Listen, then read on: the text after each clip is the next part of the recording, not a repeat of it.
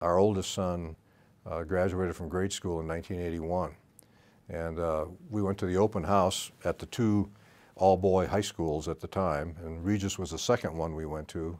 They're up north at that time, and I really wanted him to go to Regis, but I wasn't going to force him. I didn't say anything.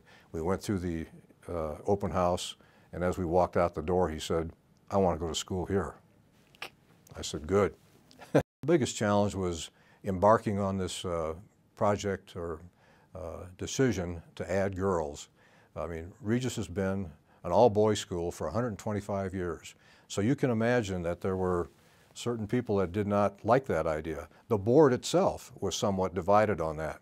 You know, Father Sidney and I and others realized that if we were truly going to practice what we preached, being men for others, it was time to include girls at Regis.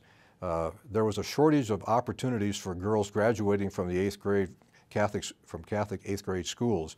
Kids were graduating with straight A's, and they were not able to get into a Catholic high school because it just wasn't space available. None of the other schools in the area had plans to expand. The Archdiocese had no plans to build another school. So a group of parents and administrators came to us and said, "Would you consider?" And we said, "Okay." And at the end of the meeting, I think we all realized this was the right thing to do. It was just the right thing to do. And if you think about it, how did it happen that we had this representation from all these different constituents on that board? Those things just don't happen by accident. I think the good Lord had a lot to do with that, a lot to do with it. And I think He wanted this to happen. It wasn't clear to me all the time through the process that that's what He wanted. I wish it would have been a little bit clearer, but in the end it was clear that's what He wanted to happen. And so it did happen.